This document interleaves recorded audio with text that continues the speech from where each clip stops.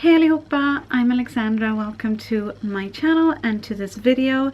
I want to start off saying that this video is going to be very different and not a very happy one, and I want to give a trigger warning to anyone who is upset by watching any video that is about loss, because that is what this video is about. So if you don't want to talk about people passing away, then click out of this video now.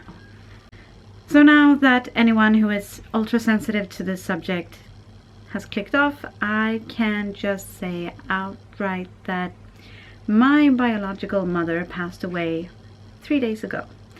And I did make a clip, a very rambly, long clip about it, trying to explain kind of my feelings, or lack of feelings, I guess I could say, about this a few days ago, and I was planning to put it in the Friday vlog, and it just feels weird to put that in there with like us celebrating New Year's Eve and everything, and so I thought that I would just put that clip in this video instead and make that kind of the Wednesday video. And I don't remember exactly what I said, but I'm gonna put that clip right in here and then just kind of end the video again right here with you. I have been like all night debating with myself whether or not I should talk about this in the vlog, or if I should just make a vlog just about this and stop vlogging for a few days, or if I should just kind of pretend that it hasn't happened for the purpose of the vlog.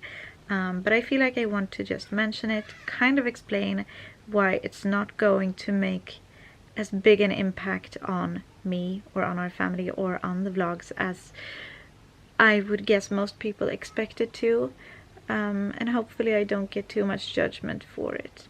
So starting off, I guess I should say that my mother is a person who hasn't been in our lives for a long time.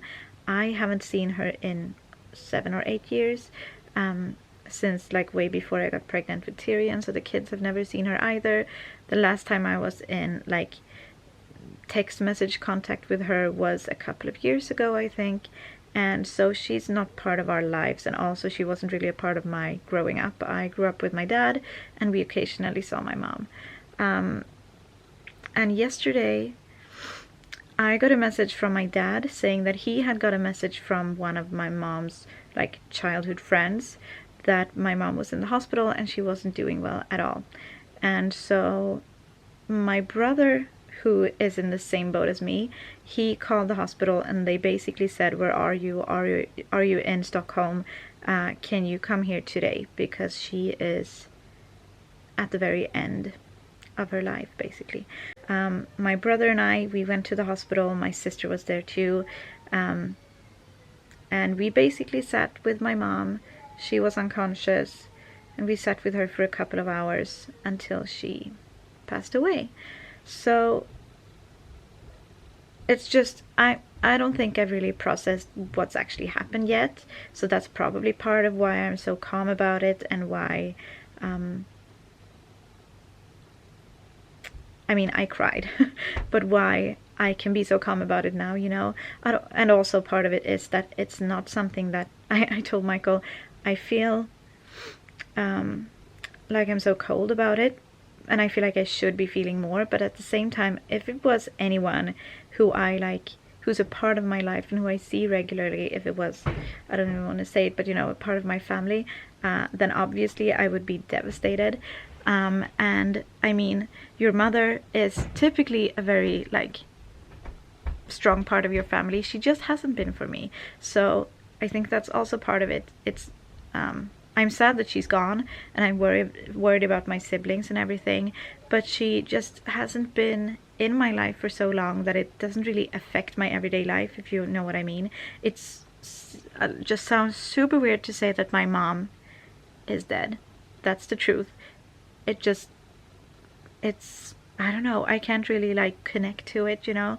And maybe I will eventually, and I will get really upset about it, but at the same time, my grandmother passed away 3 days after I moved away from her. We lived together for 2 years, and then I moved into Michael's apartment, and 3 days later she passed away. This was like 10 years ago or so.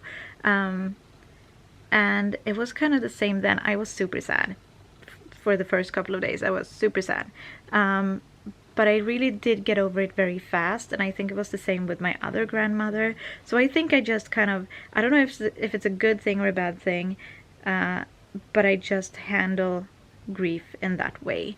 And that's kind of what I wanted to explain, so that you guys don't feel like, oh, she's celebrating New Year's, she's with her family, she's so happy, this is so weird, why can she be happy when her mom just passed away? This is kind of the explanation. Ultimately, like I said, I don't think I'm really grieving, because this is a person that hasn't been a part of my life, but obviously like the biological connection is very strong. So I'm gonna stop talking now. I think you know what I mean. I'm hoping you understand. And if you don't, I mean, I don't do these vlogs really for other people. Obviously, if I did this to make money or to get lots of views, I would have stopped long ago, because I don't. And I've been doing this for 6.5 years. I do this for me, and I kind of ultimately decided that I want to document this for myself and for my family. But it's not going to be like a prevalent part of the vlog, and I'm not going to... when things get emotional, I'm probably not going to show that. So if we seem overly happy, it's just remember that vlogging and any social media is just a small part of someone's life, and this is what I choose to show you. So like I said, I don't really remember exactly what I went into, but I know that I tried to really explain why I'm not as upset as maybe you would expect me to be, or honestly as upset as I feel like I should be. I kind of feel like I'm missing something. I'm missing a kind of emotion here, and at the same time I know that I am a very rationalizing person, and like I said, she hasn't really been a part of my life. Today I've spent all day trying to figure out how to deal with the, I don't know what it's called in English, any of it, and I don't know, maybe it works differently in other countries, but basically her kids now have to kind of deal with the aftermath, and obviously the funeral arrangements and all of her debts. And yes? Okay, I'll be right there. It's time for dinner. But yeah, that's what I've been dealing with today, calling banks, calling all sorts of things to sort stuff out, because since I didn't really know her, I didn't even know what bank she had.